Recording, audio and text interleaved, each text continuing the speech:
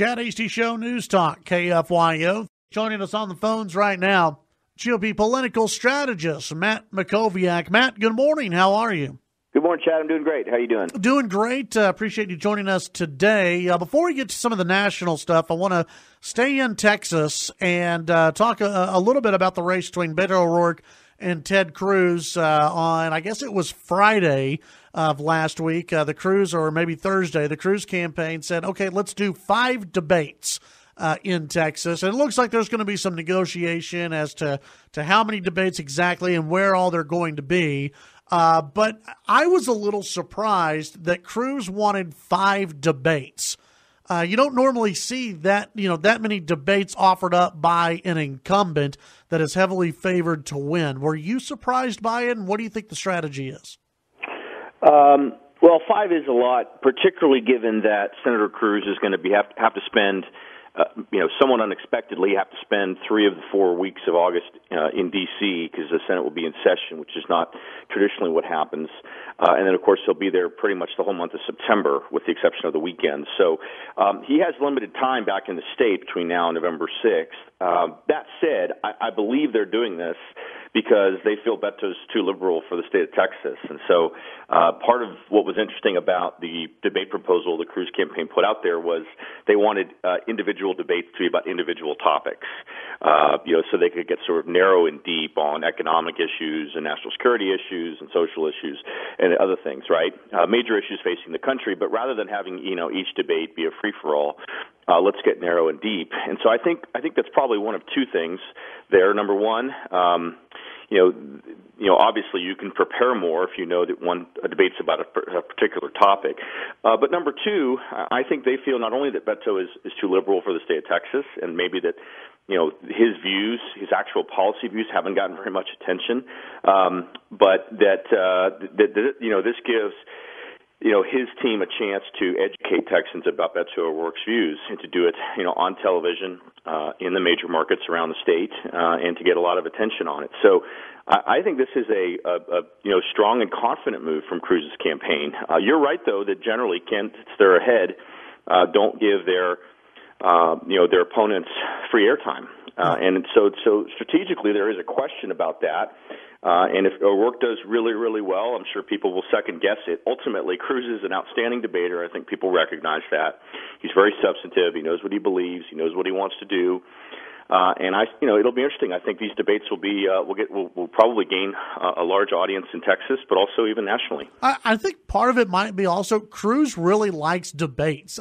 He's participated in maybe 3 CNN debates against Bernie Sanders. Right. It just seems like Cruz relishes this. He really enjoys debating other people.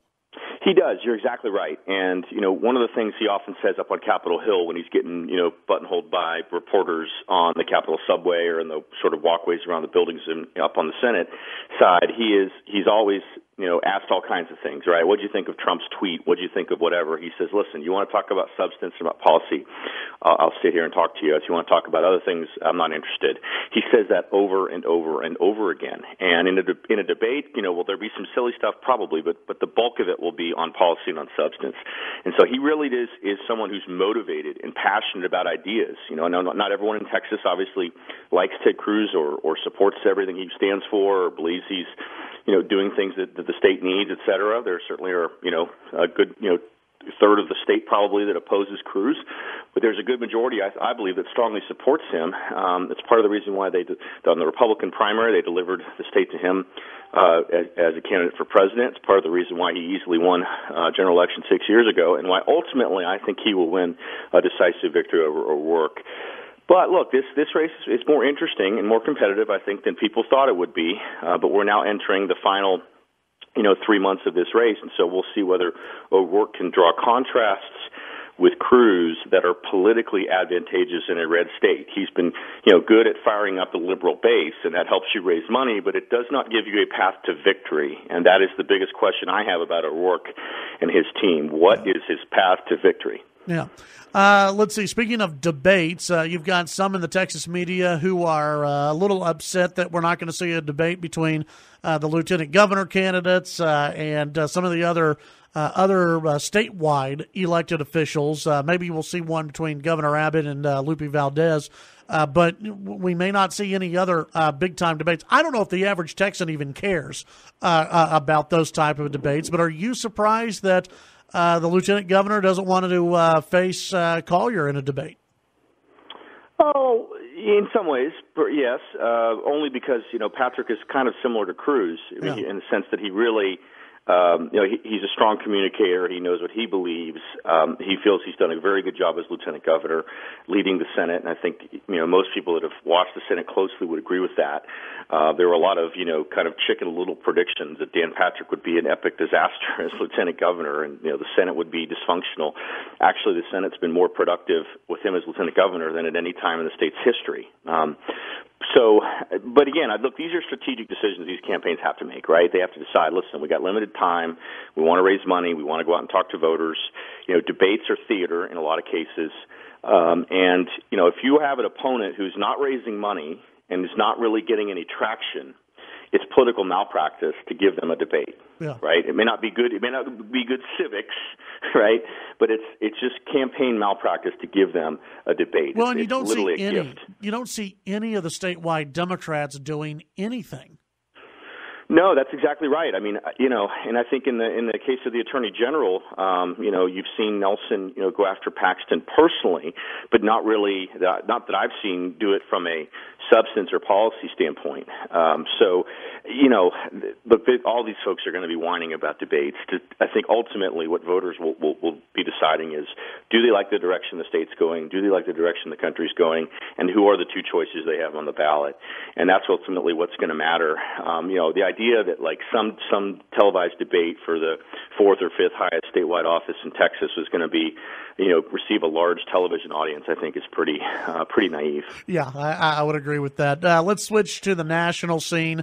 You have a piece out in the Washington Times about the trade agenda from President Trump. I had Senator Cornyn on last week and Senator Cruz. Both of them seem as though they don't want a trade war. They want this stuff put to the side. Both of them said it was a mistake for this $12 billion to go to the ag community and to go to farmers. What do you think is happening right now with the president's trade agenda? Yeah, look, I mean, I think this is something conservatives need to hear. We can support the president. We can be thrilled he's there instead of Hillary Clinton. We can believe a lot of what he's doing is very good, but you can also believe that not everything he says is correct. Not everything he does is correct just because he's the one that's saying or doing it. And, as a tactic, I actually supported using tariffs for a very short period of time to try to increase U.S. leverage to negotiate better trade deals. Generally, obviously, I oppose tariffs. Anyone who's in favor of free trade, in favor of a free market, should oppose tariffs. We're now, 5 or 6 months into this escapade, and it's not clear it's worked at all. It's really not clear at all. I mean, all they really have to show for it was this announcement that the European Commission President Juncker made with the president on Wednesday, that they're going to buy some amount of soybeans and they're going to work to negotiate a better deal in the future. So there was really no beef there, if you can pardon the metaphor. The column I wrote was basically saying, listen, I don't believe Peter Navarro inside the White House is leading the president in the right direction.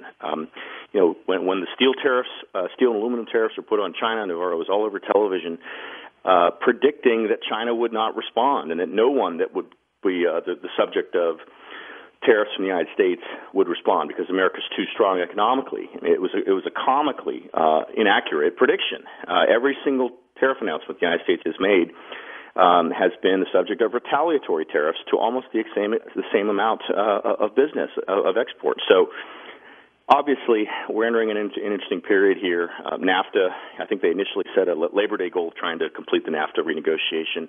Be very good for the United States and for Texas and Mexico if that could be updated.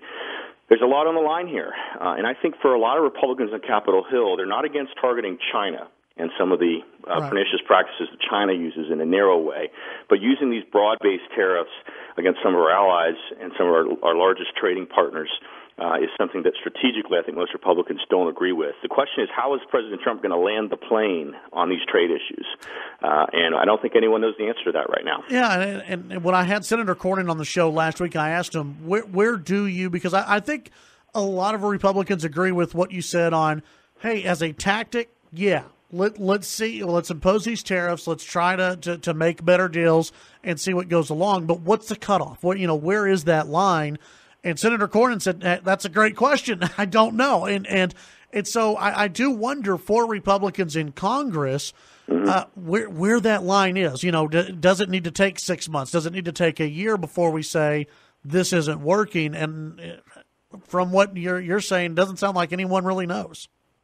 Yeah, and I think up on Capitol Hill there is some momentum for trying to narrow the president's powers as it relates to unilateral trade actions. He's used a couple fairly remote provisions in law to do some of these things. He's used sort of a national security provision related to steel and aluminum.